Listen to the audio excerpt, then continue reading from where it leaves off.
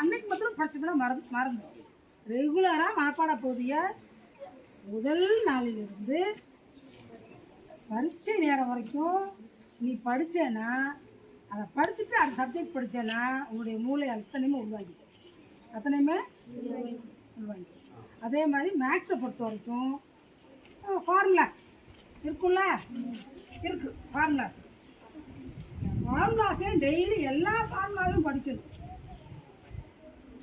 Formula தானே, அதை நடத்தணும்லாம் அவசியம் இல்லை. இப்படி பார்த்து தானே படிக்க போகிறேன். என்ன செய்ய போகிறேன்? பார்த்து தானே படிக்க போகிறேன். நீ டெய்லி பார்த்தே படி.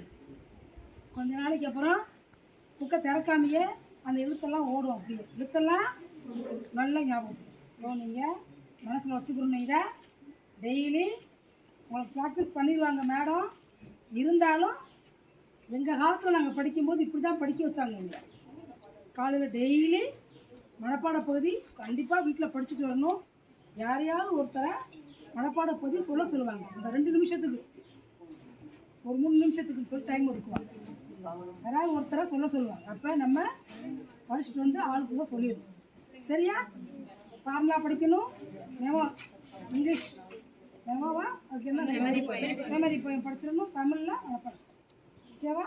இதை டெய்லி படிச்சுட்டு அப்போ சப்ஜெக்ட். ஓகேவா? தேங்க்யூ.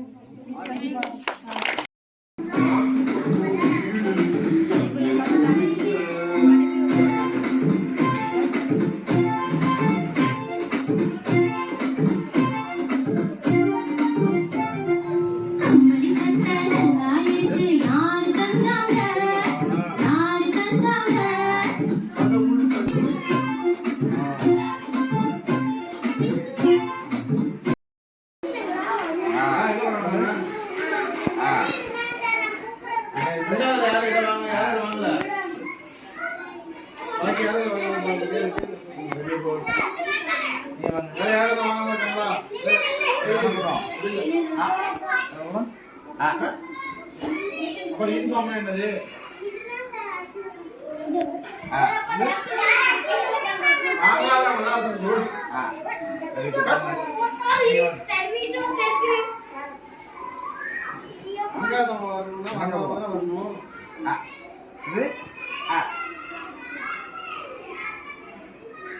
ஐயோ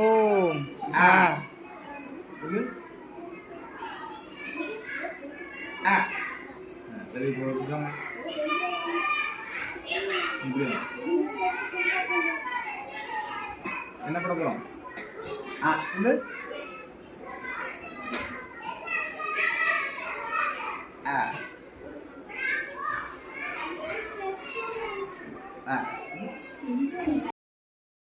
தம்பி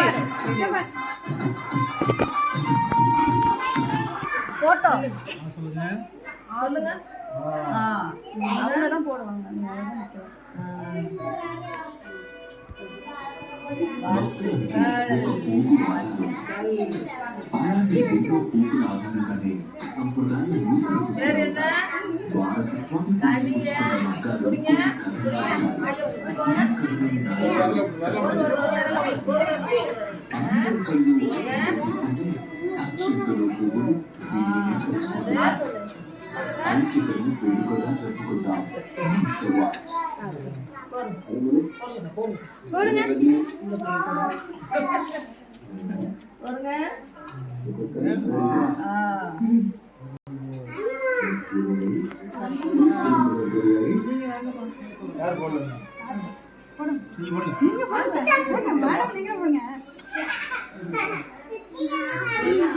போய் உட்காந்து இப்ப போய் உட்காந்து அக்கா